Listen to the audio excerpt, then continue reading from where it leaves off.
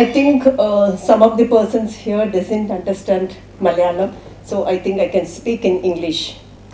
Kerala, a very progressive state with a very good gender ratio, with a very high literacy rate, both for men and women.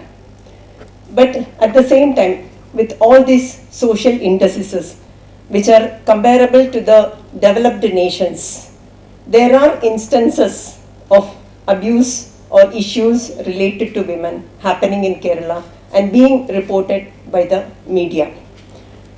When compared to maybe other states in India or maybe other countries, the instances may be very few, but it is happening, that is the thing, and it's getting reported by the media. Media means the print media, the visual media, and the social media. With the advent of social media, the reach of the news and stories is far and wide. That means any issue or any matter related to anything, the reach is very far and wide. So anything connected to women means how do the media report these issues? It is in this context, the Department of Women and Child Development has decided to organize a media conference in which the role of media in the development of women, in reporting the issues related to women, will be discussed, and we can arrive at solutions and ideas in which it will be beneficial for the women. So it's a 2-day conference. We have very different sessions and very prominent speakers are giving their lectures. They're speaking in this conference. We have prominent journalists and prominent activists working in the field of women speaking in the 2-day conference.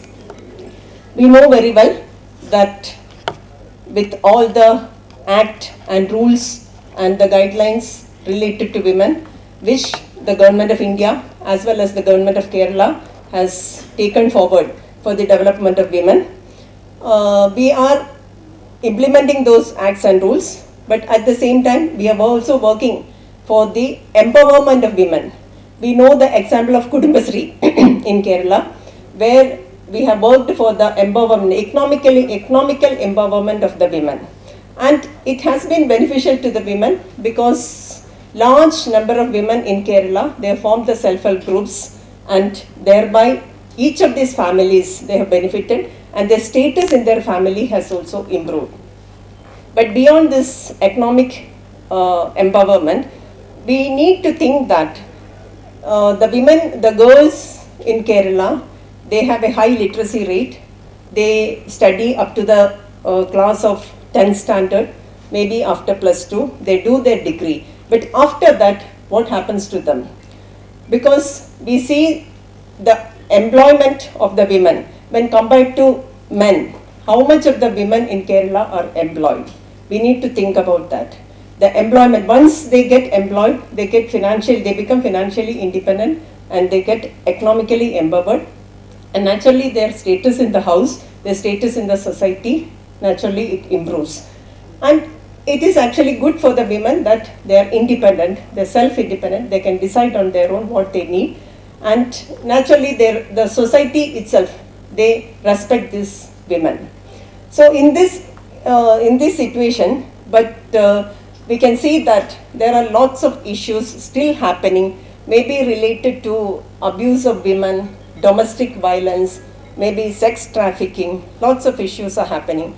And how do the media and the entertainment industry portray these women? So everything is going to be discussed in the 2-day conference. So this is where actually the 2-day conference is very much important, because the prominent journalists and speakers, they will be speaking on how we need to improve on the reporting of issues related to women. Because naturally with the social media, all these news and stories reach to the public. The public forms their opinion through these social media reports and stories, or the visual media and the print media reports and stories. So the fourth estate, the press, the media, they have a very important role to play in this sector. This is where actually this conference finds very important. Today this conference is getting inaugurated and the keynote address will be delivered by Honorable Minister for Health and Family Welfare and the Honorable Minister for Women and Child Development, Srimati Veena George. Madam has been giving us leadership in implementing the various schemes for the development of women. We all know that she has been working tirelessly to prevent or protect the people from the COVID-19 pandemic. At the same time, she has been giving us time to lead the Women and Child Development Department. On behalf of all of us, I extend a very warm welcome to Madam Veena George. The conference, the inaugural session is being presided over by the chairperson of Kerala Women's Commission, Advocate P. Sati Devi, a former member of Parliament. I extend a warm welcome to Madam Advocate P. Sati Devi.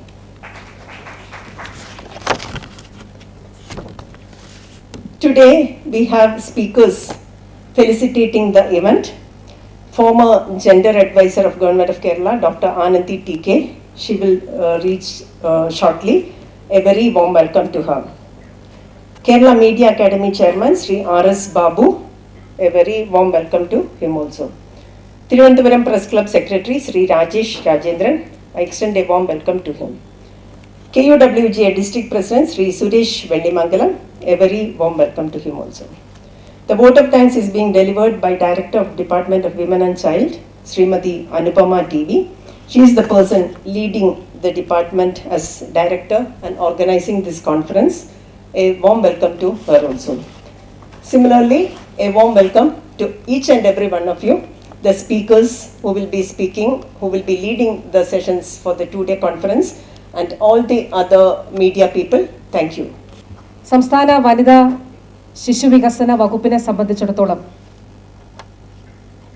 വളരെ പ്രധാനപ്പെട്ട ഒരു conference ആണ് ഈ 2 ദിവസങ്ങളിലായി ഇവിടെ നടത്തപ്പെടുന്നത്.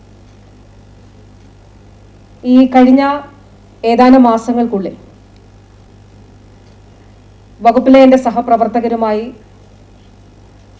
വനിതാ ശിശുവികസന വകുപ്പിനെ സംബന്ധിച്ചിടത്തോളം ഉള്ള തുടർ പ്രവർത്തനങ്ങൾ, പരിപാടികൾ ആസൂത്രണം ചെയ്യുന്ന ഘട്ടങ്ങളിൽ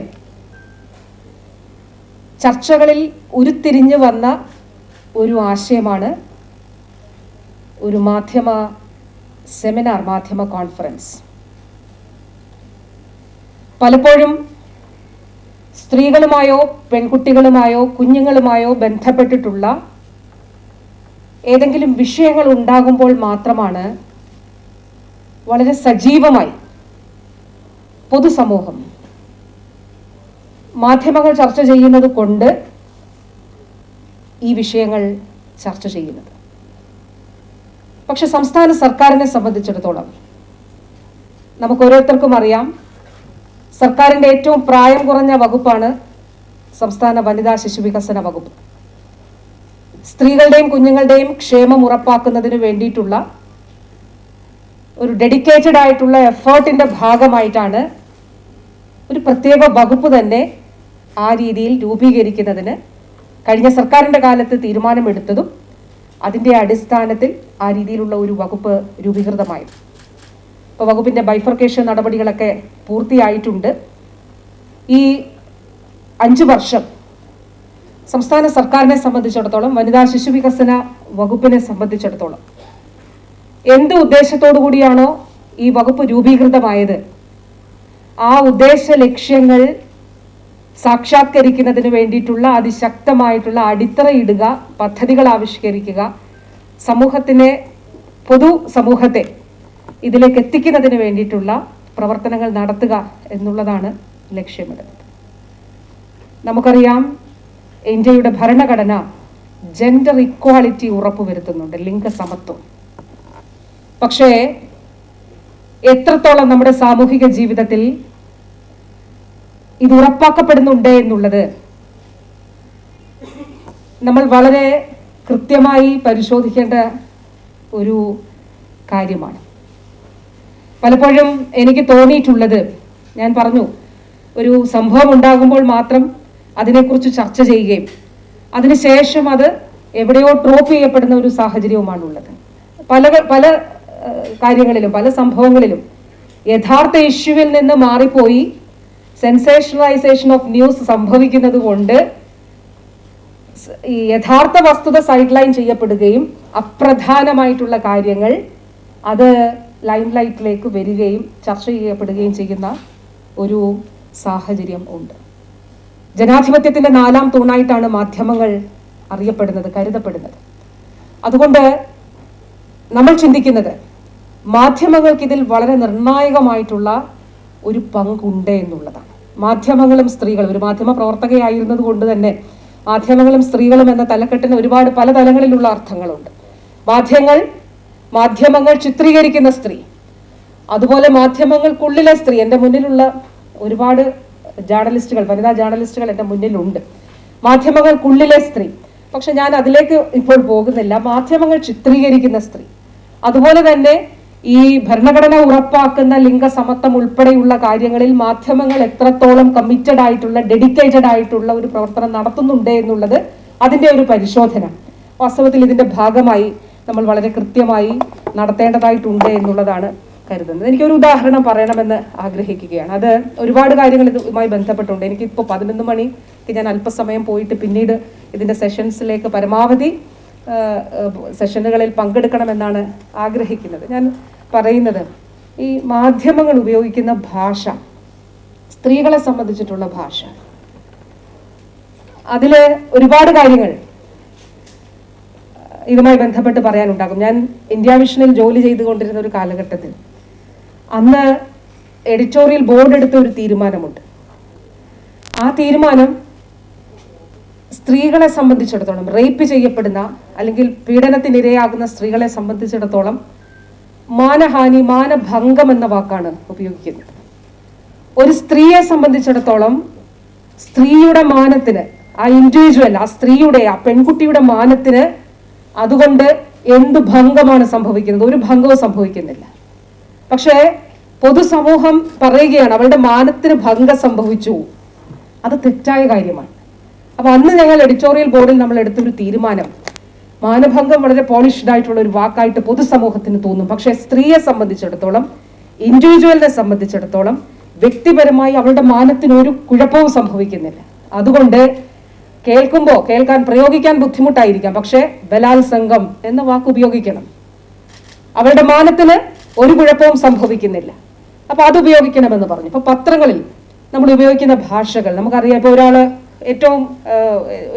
ഒരാൾക്ക് ഡോക്ടറേറ്റ് കിട്ടും, ഒരു സ്ത്രീക്കാണ് ഡോക്ടറേറ്റ് ലഭിക്കുന്നതെങ്കിൽ, അല്ലെങ്കിൽ സ്ത്രീക്ക് ഒരു റാങ്ക് കിട്ടുന്നു എങ്കിൽ പറയുന്നത് എങ്ങനെയാണ്?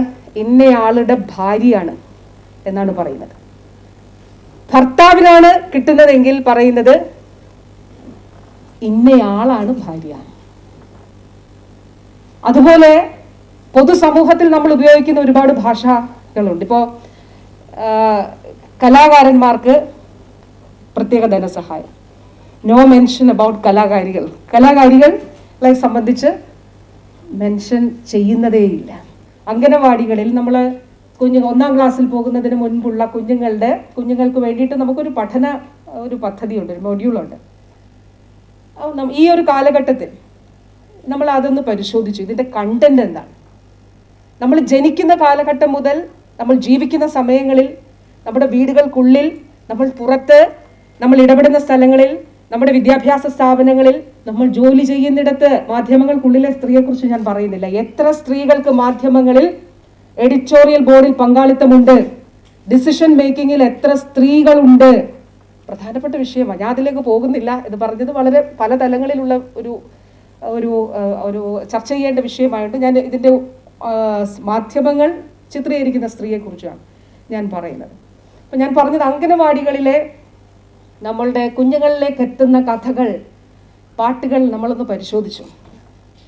എൻ്റെ സ്റ്റേജിലിരിക്കുന്ന എൻ്റെ പ്രിയപ്പെട്ട സഹപ്രവർത്തകരാണ് അതിന് നേതൃത്വം. വളരെ മനോഹരമായിട്ടുള്ള, എനിക്ക് ഈ 5-6 മാസത്തിനുള്ളിൽ വളരെ എനിക്ക് ഇഫക്റ്റീവായി സന്തോഷം നൽകിയ ഒരു കാര്യമാണ്. അതായത് നമ്മളൊന്ന് ആലോചിച്ച് നോക്കിക്കുക, നമ്മുടെ വീട്ടിലെ അമ്മയുടെ സ്ഥാനം എവിടെയാണ്, അച്ഛൻ്റെ സ്ഥാനം എവിടെയാണ്? അച്ഛൻ്റെ സ്ഥാനം മുൻവശത്തെ മുറിയിലോ വരാന്തയിലോ ഒക്കെയാണ്. മുൻവശത്തെ മുറി എന്ന് പറഞ്ഞാൽ ആളുകൾ വന്നിരിക്കുന്ന മുറി, അല്ലെങ്കിൽ മുൻവശത്ത്, അല്ലെങ്കിൽ പല തലങ്ങളിൽ ഉണ്ടാകാം. പക്ഷേ അമ്മയുടെ സ്ഥാനം എപ്പോഴും അടുക്കളയിലോ അടുക്കളയ്ക്ക് അടുത്തെവിടെയോ ആണ്. അംഗനവാടികളിൽ നമ്മളുടെ കഥകളിൽ ഞാൻ ഡയറക്ടർ അനുപമ എന്നോട് പറയുകയായിരുന്നു, അതിൽ ഇത് പ്രിപ്പയർ ശ്രീമതി TK ആനന്ദി ഉണ്ട്, അത് നമ്മൾ പബ്ലിഷ് ചെയ്തു, അത് ഹാൻഡ് ഓവർ ചെയ്തിരുന്നു സർക്കാരിന്. അപ്പോൾ അതിലുള്ളത് അപ്പൂപ്പൻ പത്രം എടുത്തിട്ട് അമ്മൂമ്മയോട് പറഞ്ഞു കണ്ണാടി കൊണ്ടുവരാൻ. അപ്പോൾ കുഞ്ഞിൻ്റെ മനസ്സിൽ അപ്പൂപ്പന് കണ്ണാടി എടുത്തു കൊടുക്കുന്നത് അമ്മൂമ്മയാണ്, തെറ്റില്ല. പക്ഷെ അമ്മൂമ്മ പത്രം വായിക്കുമ്പോൾ കണ്ണാടി എടുത്ത് കൊടുക്കുന്നത് അപ്പൂപ്പനാണോ? ആ പിക്ചർ ഇല്ല നല്ലത് പറയുന്നില്ല. കടയിൽ പോകുന്നത് ചേട്ടൻ, മുറ്റം അടിക്കുന്നത് ചേച്ചിയും. അപ്പോൾ ചില ബിംബങ്ങൾ നമ്മൾ മനസ്സുകളിലേക്ക് കൊടുക്കുകയാണ്, കുഞ്ഞുങ്ങളുടെ കാഴ്ചയിൽ, വാക്കുകളിൽ. അപ്പോൾ മാറ്റം എന്നുള്ളത് വാക്കിലല്ല, അതിൽ ഇടപെടലുകളിൽ ഉണ്ടാകണം, ചർച്ചകളിലൂടെ ഉണ്ടാകണം, പല തലങ്ങളിൽ നമുക്ക് ഉണ്ടാകേണ്ടതായിട്ടുണ്ട്. ഇവിടെ മാധ്യമങ്ങളുടെ ഒരു വലിയ ഇടപെടൽ ഉണ്ടാകണമെന്നുള്ളതാണ് നമ്മൾ ആഗ്രഹിക്കുന്നത്. ഒന്ന്, നമ്മളുടെ ഈ ഒരു തുടർ പ്രവർത്തനങ്ങളിൽ ഇപ്പോൾ നമുക്കറിയാം, സ്ത്രീധനവുമായി ബന്ധപ്പെട്ട് പെൺകുട്ടികൾ ഇപ്പോഴും, സ്ത്രീധനം നിയമം മൂലം നിരോധിക്കപ്പെട്ട രാജ്യമാണ് ഇന്ത്യ. പക്ഷേ സ്ത്രീധന മരണങ്ങൾ, സ്ത്രീധന പീഡനങ്ങൾ ഉണ്ടാകുന്നുണ്ട്. പെൺകുട്ടികൾ ആത്മഹത്യ ചെയ്യപ്പെടുന്നു. കേരളത്തിൽ എത്ര നിർഭാഗ്യകരമായിട്ടുള്ള സാഹചര്യമാണ്. ഒരു നിയമം മൂലം അതിശക്തമായി സ്ത്രീധനത്തിനെതിരെ നടപടികൾ സ്വീകരിക്കുവാൻ നിയമം മൂലം നിരോധിക്കപ്പെട്ട രാജ്യമാണ്. പക്ഷേ നമുക്കതിനനുസരിച്ചിട്ടുള്ള പ്രവർത്തനങ്ങളിലേക്കോ അല്ലെങ്കിൽ അതിലേക്ക് നമ്മൾ എത്തപ്പെടുന്നില്ല. അതോടൊപ്പം തന്നെ അതിൽ പൊതുസമൂഹത്തിനൊരു വളരെ നിർണായകമായിട്ടുള്ള പങ്കുണ്ട്.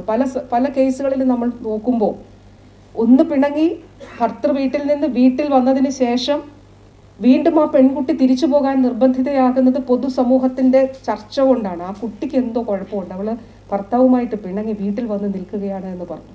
ഞാൻ ഓർക്കുന്നു, വയനാട്ടിലെ ഒരു അമ്മ, ആ മകൾക്ക് 19 വയസ്സാണ് എന്നോട് സംസാരിക്കുമ്പോൾ. 18 വയസ്സ് കഴിഞ്ഞ ഉടനെ തന്നെ ആ കുട്ടി ഒരു ആളെ വിവാഹം കഴിച്ചു, ഒരു കുഞ്ഞുണ്ട്. പക്ഷെ ഭർത്തൃ വീട്ടിലെ പീഡനം കാരണം തിരിച്ച് വയനാട്ടിൽ അവിടെ എത്തി. ആ അമ്മയ്ക്ക് 10ാം ക്ലാസ്സിനപ്പുറം വിദ്യാഭ്യാസം ഇല്ല. പക്ഷെ അമ്മ എന്നോട് ഫോണിൽ പറഞ്ഞു, ഇനി എൻ്റെ മകളെ, ആ അമ്മ എന്നെക്കാളും ചെറുപ്പമാണ്, അപ്പോൾ ഇനി എൻ്റെ മകളെ ഞാനിനി അവിടേക്ക് ഒരു കാരണവശാലും വിടില്ല, എൻ്റെ ജീവൻ ഉള്ളിടത്തോളം കാലം ഞാൻ അവളെ പഠിപ്പിക്കാൻ പോവുകയാണ്. അവൾ പഠിക്കട്ടെ, അവൾ പഠിച്ച് ഒരു ജോലി നേടട്ടെ, സ്വന്തം കാലിൽ നിന്നിട്ട് അവളുടെ കുഞ്ഞിനെ നോക്കട്ടെ എന്ന് പറഞ്ഞു. പക്ഷേ ഈ ഡിസിഷൻ എടുക്കാൻ പലപ്പോഴും ആളുകൾക്ക്, പെൺകുട്ടികൾക്ക്, സ്ത്രീകൾക്ക്, വീട്ടുകാർക്ക് കഴിയുന്നില്ല. സമൂഹത്തിൻ്റെ സമ്മർദ്ദമുണ്ട്. ഇവിടെ നമുക്ക് ഇടപെടലുകൾ ആവശ്യമാണ്. ഞാൻ ഈ പറയുന്നത്, ഈ ദ്വിദിന കോൺഫറൻസ് നമുക്ക് വകുപ്പിനെ സംബന്ധിച്ചിടത്തോളം നമ്മുടെ മുന്നോട്ടുള്ള പ്രവർത്തനങ്ങൾ, അതിൽ മാധ്യമങ്ങളുടെ കൂടി പങ്കാളിത്തം ഉറപ്പാക്കിക്കൊണ്ട് മുന്നോട്ട് പോകുന്നതിനുള്ള ഏറ്റവും പ്രധാനപ്പെട്ട ഒരു വേദിയായി ഇതിനെ കാണുകയാണ്. അതോടൊപ്പം തന്നെ മാധ്യമങ്ങളെ സംബന്ധിച്ചിടത്തോളം ഞാൻ പറയുന്നത്, വകുപ്പിത് ആലോചിക്കുന്നത് കേരളത്തെ ഒരു സ്ത്രീ സൗഹൃദ സംസ്ഥാനമാക്കുക എന്നുള്ളതാണ്. അത് പറയുന്ന ഉപരിപ്ലവമായിട്ടുള്ള രീതിയിലല്ല, പൂർണ്ണമായ അർത്ഥത്തിൽ ഒരു സ്ത്രീ സൗഹൃദ സംസ്ഥാനമായിട്ട് കേരളത്തെ മാറ്റിയെടുക്കുക എന്നുള്ളതാണ് നമ്മൾ ലക്ഷ്യമിടുന്നത്. അതിൽ ലീഡേഴ്സായി പ്രവർത്തിക്കാൻ കഴിയുന്നവർ ആണ്, സർക്കാരിനൊപ്പം തന്നെ പ്രവർത്തിക്കാൻ കഴിയുന്നവരാണ് മാധ്യമങ്ങളുടെ സഹായം നമുക്ക് ആവശ്യമാണ്. ചർച്ചകൾ ഉണ്ടാകണം, കറക്റ്റ് ചെയ്യേണ്ടതായിട്ടുള്ള കാര്യങ്ങൾ കറക്റ്റ് ചെയ്ത് തന്നെ പോകണം.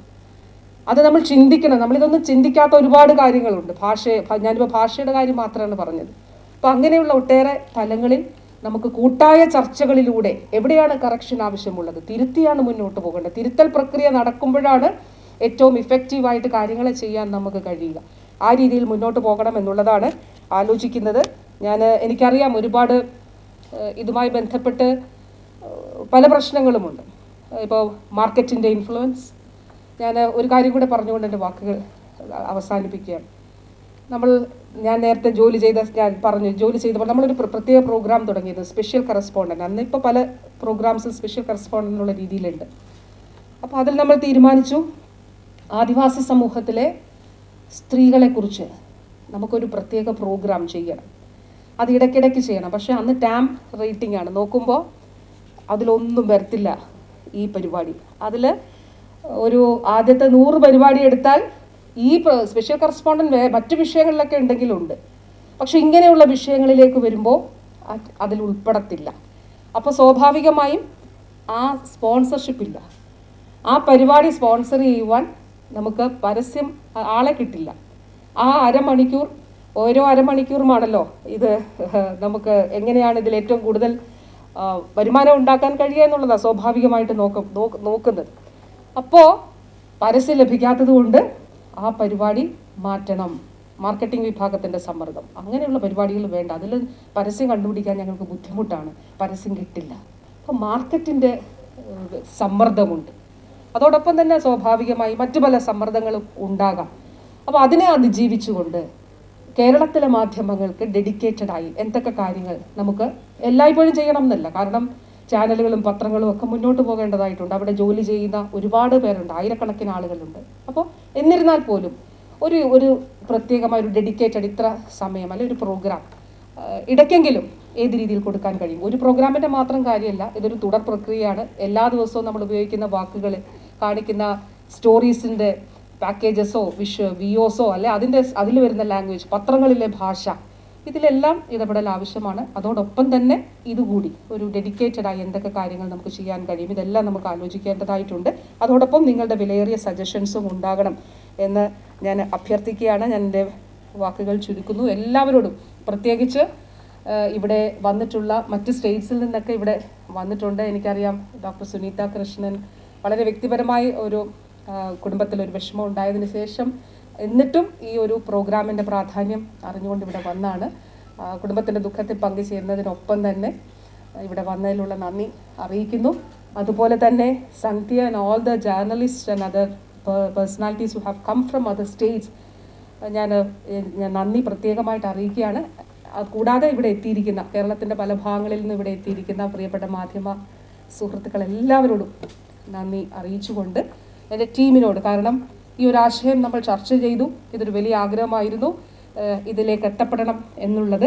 അപ്പോൾ ആ രീതിയിൽ ഇത് യാഥാർത്ഥ്യമാക്കുന്നതിന് വലിയൊരു എഫേർട്ട് ടീമിൻ്റേതായിട്ട് ഉണ്ടായിട്ടുണ്ട്. എല്ലാവരുടെയും അനുവാദത്തോടു കൂടി ഔപചാരികമായി ഉദ്ഘാടനം നിർവഹിക്കുന്നതായി അറിയിക്കുന്നു. നന്ദി, നമസ്കാരം. കേരളത്തിൻ്റെ മാധ്യമ പ്രവർത്തനം ഭാഷാപരമായും ചിന്താപരമായും ചിത്രീകരണപരമായും കൂടുതൽ ലിംഗാവബോധത്തിൽ അധിഷ്ഠിതമാകുന്ന തരത്തിൽ മാധ്യമങ്ങളുടെ പ്രവർത്തനം ഉയർത്തിക്കൊണ്ടുവരാൻ ലക്ഷ്യമിട്ടുകൊണ്ട് ഇത്തരത്തിലുള്ള ഒരു ശില്പശാല സംഘടിപ്പിക്കുന്ന സാഹചര്യം നമ്മുടെ രാജ്യം ലിംഗനീതിയിൽ അധിഷ്ഠിതമായി റൈറ്റ് ടു ഈക്വാളിറ്റി എന്നുള്ളത് ഓരോ പൗരൻ്റെയും മൗലിക അവകാശമായി പ്രഖ്യാപിച്ചിട്ടുള്ള ഒരു ഭരണഘടന നിലവിൽ വന്ന് നീണ്ട 75 വർഷങ്ങൾക്കിപ്പുറമാണ് എന്നുള്ളതാണ് നാം ഏറെ ഗൗരവത്തോടുകൂടി ചർച്ച ചെയ്യേണ്ടുന്ന ഒരു വിഷയം എന്നാണ് എനിക്ക് തോന്നുന്നത്. പ്രപഞ്ചത്തിലുള്ള എല്ലാത്തിൻ്റെയും നേർപകുതി അവകാശം സ്ത്രീകൾക്ക് കൂടി ഉണ്ട് എന്ന് പ്രഖ്യാപിച്ചിട്ടുള്ള ഭരണഘടന വെച്ചുകൊണ്ട് 75 നീണ്ട വർഷങ്ങൾ നാം ഇന്ത്യക്കാരാൽ ഭരിക്കപ്പെട്ടതിന് ശേഷവും ഇവിടെ ലിംഗനീതിയെ സംബന്ധിച്ച് പാർശ്വവൽകൃത ജനവിഭാഗങ്ങൾക്ക് നേരെ നടക്കുന്ന വിവേചനങ്ങളെ സംബന്ധിച്ച് സംസാരിക്കാൻ ഇടവന്നിരിക്കുന്നു എന്നുള്ളതാണ് മാധ്യമ രംഗത്തുൾപ്പെടെ നടക്കുന്ന വിവേചനങ്ങളുമായി ബന്ധപ്പെട്ടുകൊണ്ട് ചർച്ചയ്ക്ക് വിധേയമാക്കേണ്ടുന്ന കാര്യം. കേരളത്തിൻ്റെ മാധ്യമ പ്രവർത്തനത്തിന് കൃത്യമായിട്ടുള്ള ഒരു മാർഗരേഖ ഉണ്ടാവേണ്ടതുണ്ട് എന്നുള്ള ചർച്ച വനിതാ കമ്മീഷൻ്റെ അധ്യക്ഷയാവുന്നതിന് മുമ്പ് തന്നെ സംസ്ഥാനത്തെ വനിതാ സംഘടനകളുമായി ബന്ധപ്പെട്ടുകൊണ്ട് നടക്കുന്ന നിരവധിയായിട്ടുള്ള ചർച്ചകളിൽ ഉയർന്നു കേട്ടിട്ടുള്ള വളരെ ഗൗരവമേറിയിട്ടുള്ള ഒരു കാര്യമാണ് എന്നുള്ളതുകൊണ്ട് തന്നെ ഇത്തരം ഒരു ചർച്ച സംസ്ഥാനത്തെ വനിതാ ശിശുക്ഷേമ വകുപ്പ് തന്നെ മുൻകൈയെടുത്തുകൊണ്ട് നടത്തുന്നു എന്നുള്ളതും വിദ്യാസമ്പന്നമായ സാക്ഷരതയിൽ മുന്നിട്ട് നിൽക്കുന്ന, പ്രത്യേകിച്ച് സ്ത്രീ സാക്ഷരതയിൽ വളരെയേറെ ഉയർന്നു നിൽക്കുന്ന ഒരു സംസ്ഥാനത്ത് കൃത്യമായിട്ടുള്ള ഒരു വനിതാ നയം മാധ്യമ രംഗത്ത് അനിവാര്യമാണ് എന്നുള്ള തിരിച്ചറിവ് നമ്മുടെ വനിതാ ശിശുക്ഷേമ വകുപ്പ് മുന്നോട്ട് വെക്കുന്നു എന്നുള്ളതാണ് ഏറ്റവും പ്രതീക്ഷയുണ്ടാകുന്ന ഒരു കാര്യം. മാധ്യമങ്ങളുടെ സ്ത്രീ സമത്വ സമീപനം സംബന്ധിച്ച് സംസ്ഥാന വനിതാ കമ്മീഷൻ ഇതിനകം വനിതാ സംഘടനകളുമായും മാധ്യമപ്രവർത്തകരുമായും ചർച്ച നടത്തിക്കൊണ്ട് മാധ്യമങ്ങളുടെ സ്ത്രീ സമത്വ സമീപനം സംബന്ധിച്ചിട്ടുള്ള ഒരു മാർഗരേഖ തയ്യാറാക്കിയിട്ടുണ്ട്. ഓരോ വ്യക്തിയും ഒരു മാധ്യമമായി മാറിക്കൊണ്ടിരിക്കുന്ന സവിശേഷമായിട്ടുള്ള സാഹചര്യത്തിലാണ് നമ്മൾ ഇന്ന് ജീവിച്ചുകൊണ്ടിരിക്കുന്നത്. തനിക്ക് ഈ ലോകത്തോട് പറയാനുള്ളതെന്തും വിളിച്ചു പറയാനുള്ള തരത്തിലേക്ക് ഓരോ വ്യക്തിയും മാറിക്കൊണ്ടിരിക്കുന്ന ഇത്തരം ഒരു സാഹചര്യത്തിൽ ആ മാധ്യമങ്ങൾ, അത് ദൃശ്യമാധ്യമമായാലും പ്രിന്റ് മീഡിയ ആയാലും പത്രമാധ്യമങ്ങളായാലും വിഷ്വൽ മീഡിയ ആയാലും സാമൂഹ്യ മാധ്യമങ്ങളായാലും പൊതുസമൂഹത്തിലുണ്ടാക്കുന്ന ധാരണകൾ, പൊതുസമൂഹത്തിൻ്റെ സാമൂഹ്യ അവബോധം വളർത്തിയെടുക്കുന്നതിൽ ഈ മാധ്യമങ്ങൾ വഹിക്കുന്ന പങ്ക് വളരെയേറെ വലുതായിക്കൊണ്ടിരിക്കുന്നു, വളരെ വിശാലമായിട്ടുള്ളൊരു പ്ലാറ്റ്ഫോമിലേക്ക് എത്തിയിരിക്കുന്നു എന്നുള്ള സന്ദർഭത്തിൽ തീർച്ചയായും രാജ്യത്തിൻ്റെ ഭരണഘടന അനുശാസിക്കുന്ന വിധത്തിൽ ലിംഗനീതി ഉറപ്പുവരുത്താനും ഒരു തരത്തിലുള്ള വിവേചനവും ഏതെങ്കിലും ഒരു പ്രത്യേക വിഭാഗത്തോട് ഉണ്ടാവുകയില്ല എന്ന് ഉറപ്പുവരുത്താനുമുള്ള ഉത്തരവാദിത്വം നിർവഹിക്കപ്പെടേണ്ടതായിട്ടുണ്ട്. അതുകൊണ്ട് മാധ്യമങ്ങളുടെ പ്രവർത്തനം സംബന്ധിച്ച് മോണിറ്ററിംഗ് നടത്തുന്നതിന് കൃത്യമായിട്ടുള്ളൊരു സംവിധാനം എല്ലാ മേഖലയിലും ഉറപ്പുവരുത്തേണ്ടതായിട്ടുണ്ട്. മാധ്യമ സ്ഥാപനങ്ങളുടെ നയം രൂപീകരിക്കുന്നത് ഇവിടെ ഇരിക്കുന്ന മാധ്യമ പ്രവർത്തകരല്ല എന്നുള്ളത് കൃത്യമായിട്ട് നമുക്കെല്ലാം അറിയാം. ഓരോ മാധ്യമ സ്ഥാപനത്തിൻ്റെയും നയം രൂപീകരിക്കുന്നത് ഇന്ന് നിലനിൽക്കുന്ന സാമൂഹ്യ ചുറ്റുപാടിൽ, ലാഭാധിഷ്ഠിതമായിട്ടുള്ളൊരു സാമൂഹ്യ ചുറ്റുപാടിൽ, നേരത്തെ ഇവിടെ മന്ത്രി തന്നെ സൂചിപ്പിച്ച വിധത്തിൽ മാർക്കറ്റിങ്ങിന് വേണ്ടിയിട്ടുള്ള സാധ്യതകൾ എങ്ങനെ ഫലപ്രദമായിട്ട് ഉപയോഗപ്പെടുത്താം എന്ന് ആലോചിച്ചുകൊണ്ട് മത്സരബുദ്ധിയോടുകൂടിയിട്ടുള്ളൊരു പ്രവർത്തനം നടമാടിക്കൊണ്ടിരിക്കുന്ന ഒരു സാഹചര്യത്തിൽ ആ മാധ്യമങ്ങളുടെ നയം രൂപീകരിക്കുന്നതുമായി ബന്ധപ്പെട്ടുകൊണ്ടുള്ള പ്രവർത്തനങ്ങളിൽ നേതൃത്വം എടുക്കുന്ന മാധ്യമ സ്ഥാപനങ്ങളുടെ ഉടമകളുടെ അഭിപ്രായങ്ങൾ കൂടി ഇത്തരം വേദികളിൽ ഉറപ്പുവരുത്തേണ്ടതായിട്ട് എത്രത്തോളം അത് ഈ വേദിയിലുണ്ട് എന്നെനിക്കറിയില്ല. മാധ്യമങ്ങളുടെ നയരൂപീകരണത്തിൽ ഇടപെടുന്ന അല്ലെങ്കിൽ രൂപീകരണം നടത്തിക്കൊണ്ടിരിക്കുന്ന മാധ്യമ സ്ഥാപനങ്ങളുടെ അഭിപ്രായങ്ങൾ കൂടി കണക്കിലെടുത്തുകൊണ്ട് അവർക്ക് കൂടി ഒരു ഗൈഡ് ലൈൻസ് കൃത്യമായി കൊടുക്കുന്നതിന് വേണ്ടിയിട്ടുള്ള ഒരു സാഹചര്യമുണ്ടെങ്കിൽ മാത്രമേ സർക്കാർ രൂപീകരിക്കുന്ന ഈ നയത്തിന്, സർക്കാർ മുന്നോട്ട് വെക്കുന്ന നയം ഇംപ്ലിമെൻ്റ് ചെയ്യുന്നതിനാവശ്യമായിട്ടുള്ള സാഹചര്യത്തിലേക്ക് വരുള്ളൂ. ഇന്ന് നമുക്കറിയാം, കേരളം ജനസംഖ്യയിൽ, സ്ത്രീ ജനസംഖ്യയിൽ ഏറ്റവും മുന്നിട്ട് നിൽക്കുന്ന സംസ്ഥാനമാണ്. സമൂഹത്തിൽ സന്നിവേശിപ്പിച്ചുകൊണ്ടിരിക്കുന്ന എല്ലാ തരത്തിലുള്ള ആശയങ്ങളും ഏത് വിധത്തിലുള്ളതായിരിക്കണമെന്ന് കൃത്യമായി പറയാൻ ഈ നയത്തിൻ്റെ ഭാഗമായിട്ട് തയ്യാറാകുമ്പോൾ അത് എത്രത്തോളം പ്രാവർത്തികമാക്കാൻ കഴിയുന്നു എന്നുള്ള മോണിറ്ററിംഗ് നടത്തുന്നതിന് ഉള്ള ഒരു സാഹചര്യം കൂടി ഉറപ്പുവരുത്താൻ കഴിയേണ്ടതായിട്ടുണ്ട്.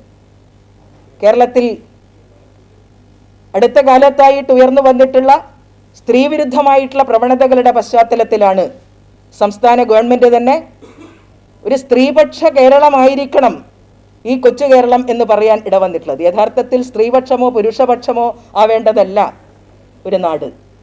കൃത്യമായി ജനപക്ഷമായി പ്രവർത്തിക്കേണ്ടുന്ന, അല്ലെ ജനപക്ഷമാണ് ഈ നാട് എന്ന അഭിമാനത്തോടു കൂടി നമുക്ക് പറയാൻ പറ്റാവുന്ന ഒരു അന്തരീക്ഷത്തിലേക്ക് നാം പോകേണ്ടതുണ്ട് എന്ന് നാം തിരിച്ചറിയുമ്പോൾ പോലും ഒരു സ്ത്രീപക്ഷ കാഴ്ചപ്പാടിനെ കുറിച്ച് പറയേണ്ടി വന്നിരിക്കുന്നത് കടുത്ത സ്ത്രീവിരുദ്ധമായിട്ടുള്ള പ്രവണതകൾ സമൂഹത്തിൽ പ്രകടമായിട്ട് മുന്നോട്ട് വന്നു എന്നുള്ളത് കൊണ്ടാണ്.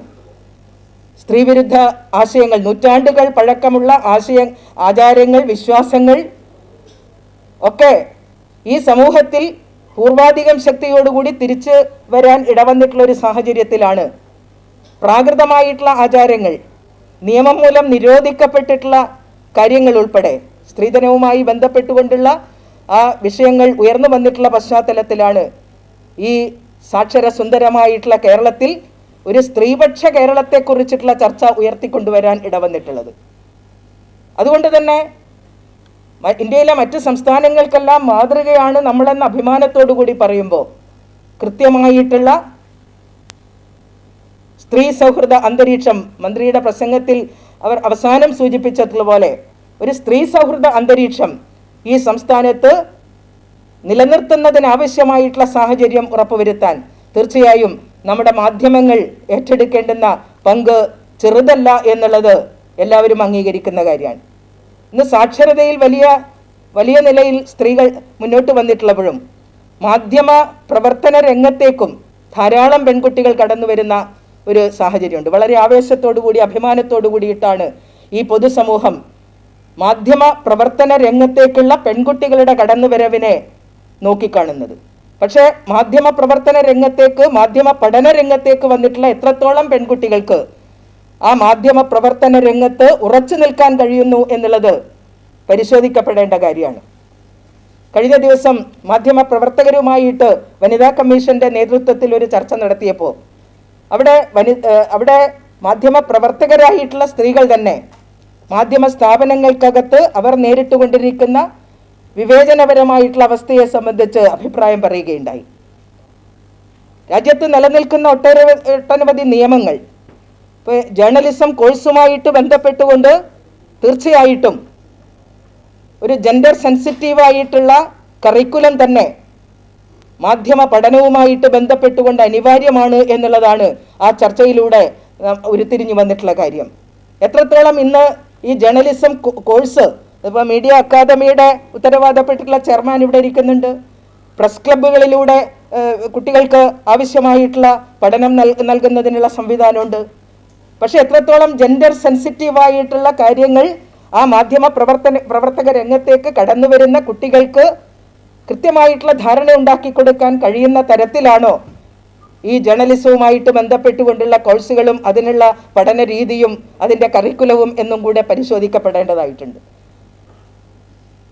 നമ്മുടെ മാധ്യമ പ്രവർത്തന രംഗത്തേക്ക് കടന്നു വന്നിട്ടുള്ള പെൺകുട്ടികൾക്ക് അവർ പ്രവർത്തിച്ചു കൊണ്ടിരിക്കുന്ന സ്ഥാപനങ്ങളിൽ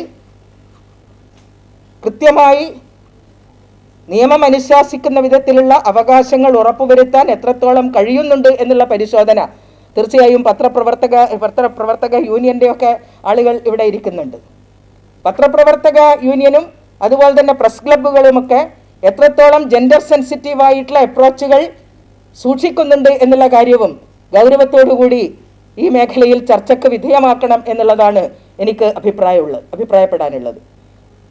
ഈ മാധ്യമരംഗത്തെ പ്രവർത്തനങ്ങൾക്ക് നേതൃത്വം കൊടുക്കുന്നവർ, പ്രസ് ക്ലബ്ബുകളെ നിയന്ത്രിക്കുന്നവർ തീർച്ചയായിട്ടും ഒരു ജെൻഡർ സെൻസിറ്റീവായിട്ടുള്ള അപ്രോച്ച് ഉള്ളവരാണെങ്കിൽ മാത്രമേ ആ മേഖലയിൽ പ്രവർത്തിക്കുന്ന പെൺകുട്ടികൾക്ക് ആത്മവിശ്വാസത്തോടുകൂടി അവരുടെ ഉത്തരവാദിത്വം നിർവഹിക്കാൻ, അവരുടെ ജോലി നിർവഹിക്കാൻ, അവരാർജിച്ചിട്ടുള്ള അറിവുകൾ ഈ പൊതുസമൂഹത്തിലേക്ക് പകർന്നു നൽകാൻ കഴിയുള്ളൂ എന്നുള്ളത് കൊണ്ട് ഇതിനെല്ലാം മോണിറ്ററിങ് ചെയ്യാനുള്ള ഒരു കൃത്യമായിട്ടുള്ള സംവിധാനം കൂടി നമ്മുടെ സംസ്ഥാനത്ത് ഉറപ്പുവരുത്താൻ കഴിയേണ്ടതായിട്ടുണ്ട് എന്നുള്ളതാണ് എനിക്ക് സൂചിപ്പിക്കാനുള്ളത്.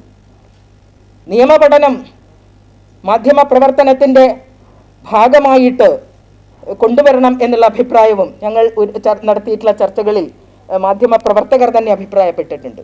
റൈറ്റ് ടു ഈക്വാളിറ്റി എന്നുള്ളത് ഭരണഘടന അനുശാസിക്കുന്ന പൗരൻ്റെ മൗലിക അവകാശമാകുമ്പോൾ മാധ്യമ പ്രവർത്തന രംഗവുമായിട്ട് ഉള്ള പഠന രീതിയിൽ ഈ മീഡിയ ലോസ് സംബന്ധിച്ച് കൃത്യമായിട്ടുള്ള ധാരണ മാധ്യമ പ്രവർത്തകർക്ക് ഉണ്ടാക്കിയെടുക്കണം. അങ്ങനെ വന്നു കഴിഞ്ഞാൽ മാത്രമേ ഈ സെക്ഷൽ അസാൾട്ട് സംബന്ധിച്ചിട്ടുള്ള കാര്യങ്ങൾ റിപ്പോർട്ട് ചെയ്യുമ്പോൾ, അതുപോലെ തന്നെ ഗൗരവമേറിയിട്ടുള്ള സ്ത്രീ പ്രശ്നങ്ങൾ ചർച്ച ചെയ്യുമ്പോൾ നല്ല ധാരണയോടുകൂടി നിയമബോധത്തോടുകൂടി ഉള്ള റിപ്പോർട്ടുകൾ വരാൻ സാധ്യമാണ്. പലപ്പോഴും ചില റിപ്പോർട്ടുകൾ കണ്ടു കഴിഞ്ഞാൽ നിയമത്തെ സംബന്ധിച്ച് പോലും കൃത്യമായിട്ടുള്ള ധാരണയില്ലാത്തവരാണോ ഈ റിപ്പോർട്ടിംഗ് നടത്തിക്കൊണ്ടിരിക്കുന്നത് എന്ന് ഞങ്ങളെപ്പോലുള്ള ആളുകൾക്ക് പലപ്പോഴും തോന്നാറുണ്ട്.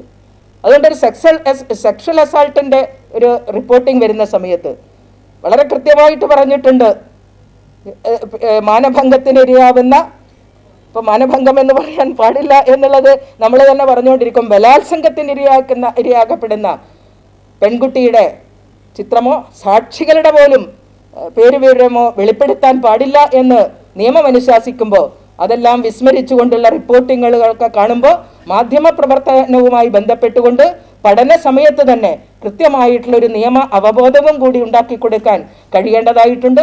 തീർച്ചയായും ഈ 2 ദിവസമായി ഇവിടെ നടക്കുന്ന ചർച്ചകളിൽ വളരെ പ്രമുഖരായിട്ടുള്ള, ദേശീയ തലത്തിൽ തന്നെ വളരെ പ്രശസ്തരായിട്ടുള്ള ഒട്ടേറെ മാധ്യമ പ്രവർത്തകർ പങ്കെടുക്കുന്ന ഈ വേദിയിൽ ഈ കൊച്ചു കേരളത്തിൽ വളരെ സമഗ്രമായിട്ടുള്ള ഒരു മാധ്യമ നയം, ഒരു ജെൻഡർ സെൻസിറ്റീവായിട്ടുള്ള മാധ്യമ നയം രൂപപ്പെടുത്താൻ കഴിയട്ടെ എന്ന് ഹൃദയപൂർവ്വം ആശംസിച്ചുകൊണ്ട് ഈ മാധ്യമങ്ങളുടെ സ്ത്രീ സമത്വ സമീപനം സംബന്ധിച്ച് വനിതാ കമ്മീഷൻ ഇന്ന് തയ്യാറാക്കിയിട്ടുള്ള ആ മാർഗരേഖ കൂടി ഈ ചർച്ചകളുടെ ഭാഗമായിട്ട് ഉയർന്നു വരട്ടെ. ആ മാർഗരേഖ തീർച്ചയായിട്ടും ഞങ്ങൾ ബന്ധപ്പെട്ട മന്ത്രിക്ക് അയച്ചു കൊടുക്കുന്നുണ്ട്. അതെല്ലാം നല്ല രൂപത്തിൽ പരിശോധിച്ചുകൊണ്ട് അഭിമാനത്തോടുകൂടി ഈ കേരളത്തിൻ്റെ മാധ്യമ മേഖലയിൽ ജെൻഡർ സെൻസിറ്റീവായിട്ടുള്ള ഒരു അറ്റ്മോസ്ഫിയർ ഉണ്ട് എന്ന് അഭിമാനത്തോടുകൂടി പറയാൻ പറ്റാവുന്ന ഒരു അന്തരീക്ഷത്തിലേക്ക് കേരളം മാറട്ടെ എന്ന് ഒരിക്കൽ കൂടി ആശംസിക്കുകയാണ്. ഞാൻ എൻ്റെ വാക്കുകൾ ചുരുക്കുകയാണ്.